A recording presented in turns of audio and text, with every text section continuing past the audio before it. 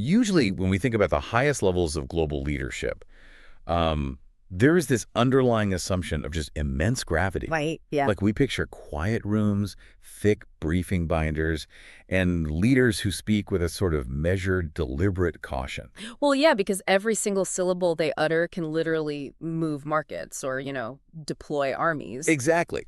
But suddenly, that quiet room is replaced by a glaring smartphone screen in the middle of the night. So today, we are unpacking Eric Reinhardt's pretty provocative May 2026 essay, The Camel and the Crisis, a study in statecraft. We really want to figure out how this digital behavior is fundamentally rewriting the rules of global leadership. And actually, just a quick note before we dive in, this text deals with some heavily charged political commentary on the current president. Yes, very true. So we need to be clear that our goal today is not to take sides. We aren't here to validate or condemn Reinhardt's politics. We're just here to impartially report on and analyze his underlying theory on statecraft so you, the listener, can weigh the mechanics of his argument for yourself. Perfect, yes.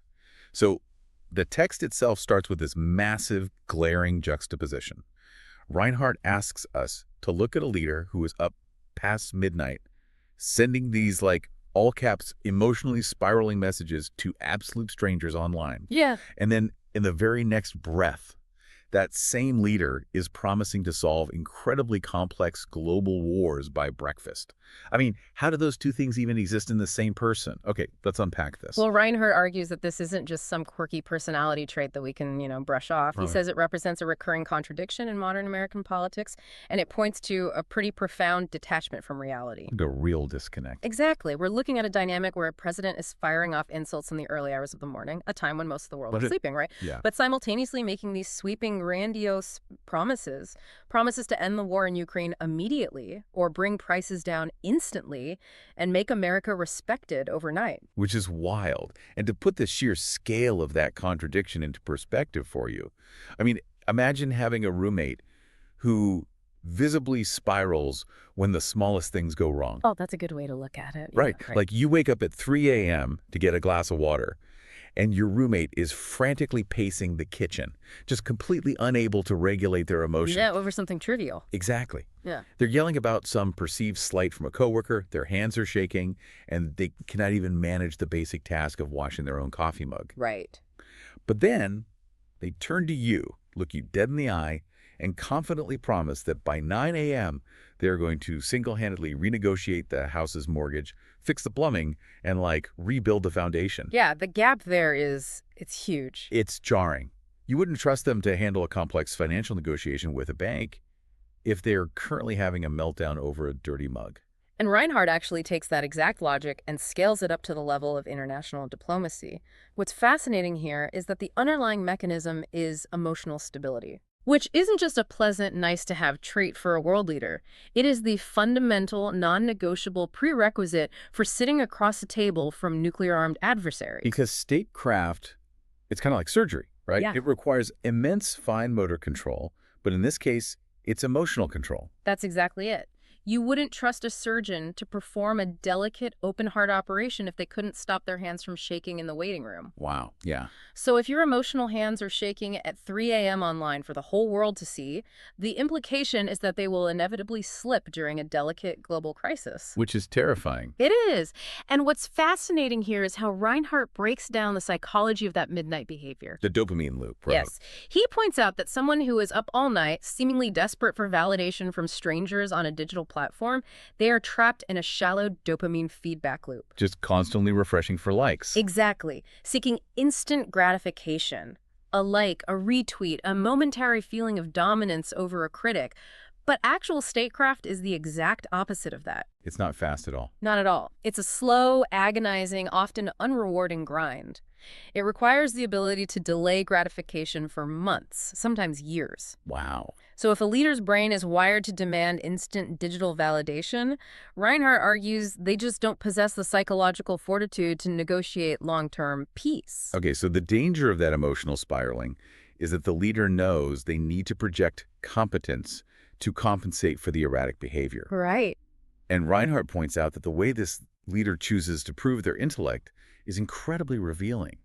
It's by using the Montreal Cognitive Assessment, the Mocha test. Yes, the Mocha The test. text highlights this profound disbelief that the president is out there bragging about passing not just one, but 3 Mocha tests. 3 of them, yeah. And it's framed to the public as if passing this is the ultimate measure of strategic genius. Which requires us to really look at the clinical reality of what the Mocha actually tests, because how it's being used politically is entirely disconnected from its medical purpose. Like, what is it actually for? Well, the Mocha is a clinical screening tool designed by neurologists to detect cognitive decline. Okay. It's meant to catch the early signs of dementia or Alzheimer's.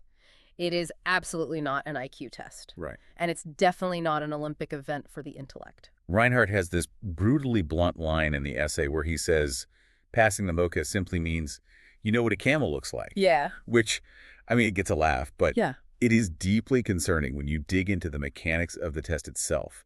We're talking about tasks like drawing a clock face or, pointing to a drawing of a camel and saying the word camel. Or repeating a string of 5 numbers. Right. If we connect this to the bigger picture, Reinhardt is using this anecdote about the camel to illustrate a massive structural misunderstanding of human cognition. How so? Well, in neuroscience, there is a vast difference between baseline cognition and executive function.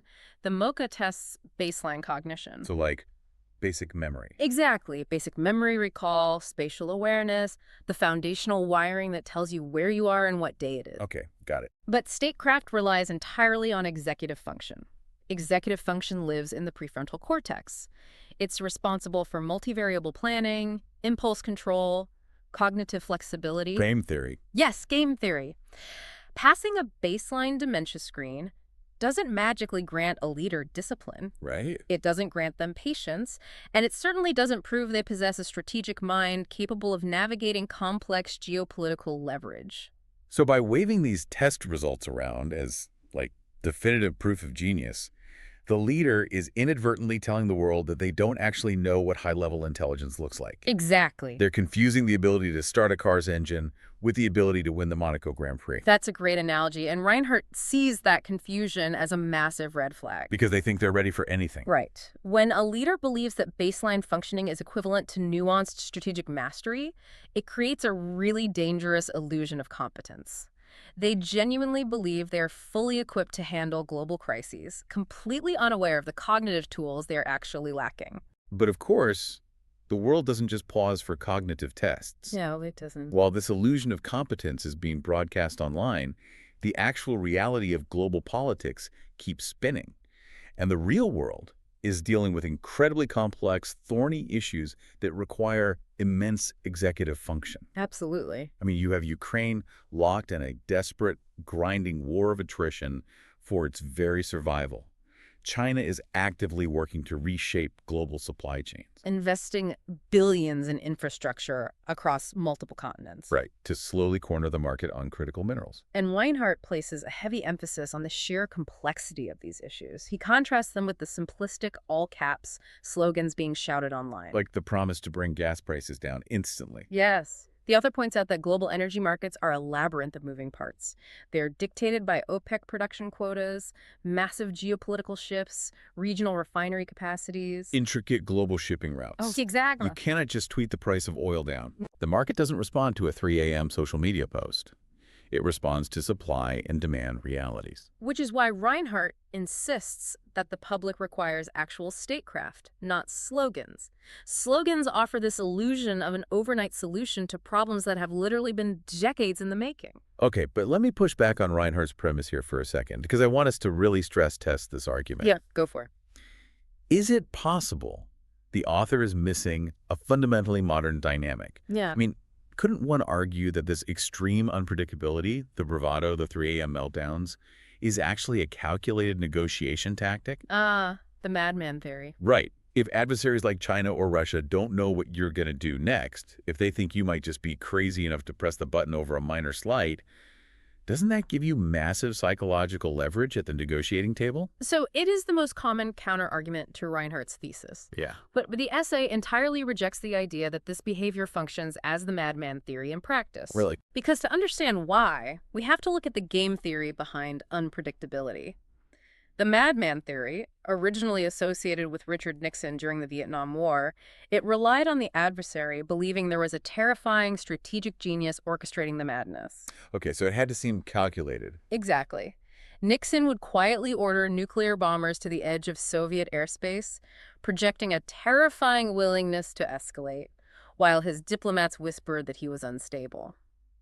But the key was that Nixon himself remained largely quiet and behind closed doors. Oh, I see. So the fear came from the unknown. The Soviets didn't know what was actually happening in his head. Exactly. But in the modern digital era, the leader is live broadcasting their internal monologue. Oh, wow. Right. Reinhardt argues that when an adversary watches a president spiral out of control online because a late-night talk show host made a joke about them, the illusion of strategic madness shatters. Because they can see exactly what sets them off. Yeah. Yes. The adversary sees the trigger for the meltdown. And if the trigger is trivial, the unpredictability is no longer a weapon. It becomes an exploitable vulnerability. Because the adversary realizes they aren't playing against some mastermind executing 4D chess. No. They're playing against someone who simply lacks impulse control. The game theory just falls apart. Reinhardt states explicitly that a mind that swings wildly over minor personal grievances cannot be trusted to control military escalation. That makes a lot of sense. In a high-stakes crisis, an impulsive actor isn't keeping the enemy guessing. They're simply signaling that they can be easily manipulated. True leadership, according to the text, is never about noise. It has to be grounded in facts, possessing the careful, delicate touch required for de-escalation. Well, here's where it gets really interesting. Because Reinhardt doesn't just criticize the current landscape. He brings in heavy historical benchmarks to define the actual mechanics of statecraft. Yeah, the historical comparisons are crucial here. He forces the reader to look at what it historically takes to pull humanity back from the brink of disaster.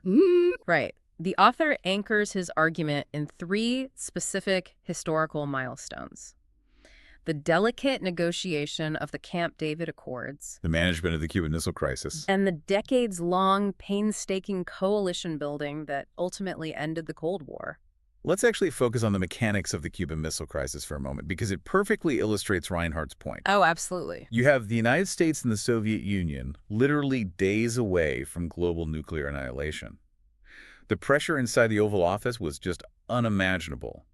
But Kennedy didn't solve that crisis by screaming at Khrushchev through a megaphone or demanding instant capitulation. No, not at all. It was solved through agonizingly patient, behind-the-scenes communication. Right. The mechanics of that de-escalation involved utilizing back channels, like reporters talking quietly to KGB agents in local restaurants. Wow. And drafting diplomatic letters that took hours to decode and translate. I mean, during that crisis, an American U-2 spy plane was actually shot down over Cuba, killing the pilot.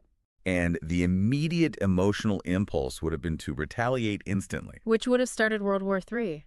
But Kennedy had to absorb that terrifying, infuriating information, sit in a room with generals screaming at him to bomb Havana, and consciously choose to delay his gratification. Yeah. He had to exercise extreme executive function to not react impulsively. And Reinhardt synthesizes all of these historical examples to prove his ultimate thesis. None of those monumental achievements happened via public meltdown. No. They were achieved through the exact opposite of today's digital political space. They required calm minds, ironclad discipline, and a relentless long-term focus that ignored the noise of the moment, which leads to what is arguably the most damning quote in the entire essay. What's that? Reinhardt writes, "If a man cannot regulate himself at 3 a.m., he cannot regulate global conflict." If a man cannot regulate himself at 3 a.m., he cannot regulate global conflict. Wow, it is a profound challenge to how we currently evaluate competence. And that is exactly the question the author is placing in your lap as the listener. When you evaluate leadership, how much weight do you assign to fundamental impulse control versus the raw, entertaining confidence we see on a screen? Because modern media often blurs the line between the two, confusing volume with strength. Exactly. But Reinhardt's argument is that the clearest red flag regarding a leader's actual capability isn't found in a leaked dossier or a complex policy failure. It is the flag they wave themselves, voluntarily in all caps, while the rest of the world is sleeping. It has been a deeply thought-provoking journey through this text. I mean, we started with the jarring contradiction of a leader sending midnight insults while promising to instantly solve the world's most complex macroeconomic problems. Yeah. We looked at the neurobiology behind bragging about a baseline dementia screening, proving, what a camel looks like. as if it were a masterclass in executive function. We covered a lot of ground. We really did. We broke down the game theory of why the modern madman theory fails when your adversaries can see exactly what triggers your lack of impulse control. And we ended by holding all of that digital noise up against the quiet, disciplined, life-or-death reality of the Cuban Missile Crisis. Right. And again, our goal today wasn't to tell you how to vote or to endorse Eric Reinhardt's politics, but to thoroughly explore his underlying theory. And his essay absolutely offers a sharp, unyielding lens on how we define the mechanics of competence in an increasingly noisy world. So, what does this all mean? Well, it leaves us with a critical, almost existential tension to consider moving forward. Reinhardt forcefully argues for the quiet discipline and patience of traditional statecraft, the kind that navigated the Cold War. Right. But let's look honestly at the reality of today. Modern political power is largely built on commanding constant, noisy public attention. Yeah, that's undeniably true. So if traditional statecraft historically relied on patience, delayed gratification, and behind-closed-doors negotiation, but the modern era is driven by social media algorithms that inherently reward 3 a.m. meltdowns, instant outrage, and oversimplified slogans. Oh, I see where you're going. Is it even possible for a future leader to succeed without blending the two? Can the quiet, disciplined statecraft required to survive a nuclear crisis even exist anymore in a political system that is fundamentally designed to amplify the noise? Wow. Can the quiet room survive the algorithm? Yeah. That is a fascinating and terrifying question to chew on. Thank you so much for joining us on this deep dive. We really hope it gave you something new to think about. Keep reading, keep exploring, and most importantly, keep questioning the information around you. We will catch you next time.